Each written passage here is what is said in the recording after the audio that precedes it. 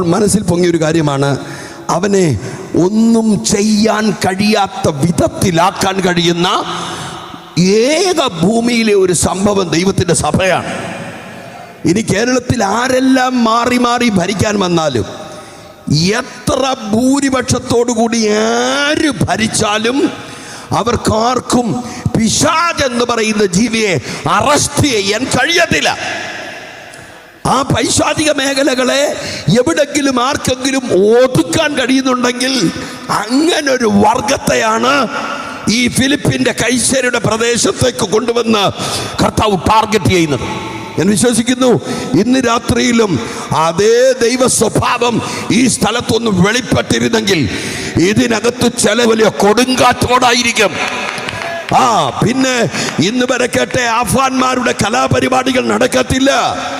ഉമ്മയുടെ കഴുത്തിലേക്ക് ഷാള് മുറുക്കി ചുറ്റിക കൊണ്ട് ഒന്നിലധികം പ്രാവശ്യം അടിച്ച് ആ തല പൊട്ടിച്ചെതറുന്നത് പോലാക്കി തള്ളിയിട്ടിട്ട് സോറി ഉമ്മ എന്ന് പറഞ്ഞിട്ട് പോകുന്ന നിഷ്കരുണ ജീവിയായ, ബന്ധങ്ങൾക്ക് വിലയില്ലാത്ത, അമ്മയപ്പൻ ബന്ധങ്ങൾക്കൊന്നും വിലയില്ലാതെ സ്വന്തം അപ്പനെ ബ്ലാക്ക് മാജിക്കിനകത്തു നിന്ന് ഇറങ്ങി വന്ന് കഴുത്തറുത്തു കൊന്ന് പൈശാചികലോതകൾ കാമി വളർത്തിയെടുക്കുന്ന ഒരു വല്ലാത്ത ജീവി.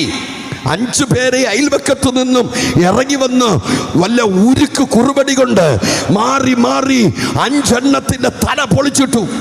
അതിൽ ഭർത്താവ് ബോധം കെട്ടുപോയി. താൻ ബോധം വന്ന് ഉണർന്നപ്പോൾ അറിയുന്നത് ഭാര്യയുടെ ഫിനറലാണ്, അമ്മയുടെ ഫിനറലാണ്, അപ്പന്റെ ഫിനറലാണ്. അങ്ങനെ 5 എണ്ണത്തിനെ ഋതു എന്ന് പറയുന്ന 24-കാരന്റെ കയ്യിൽ കുറുക്കുവടി കൊടുത്തുകൊണ്ട് ഈ പിശാചായവൻ തകർത്തു കളഞ്ഞു.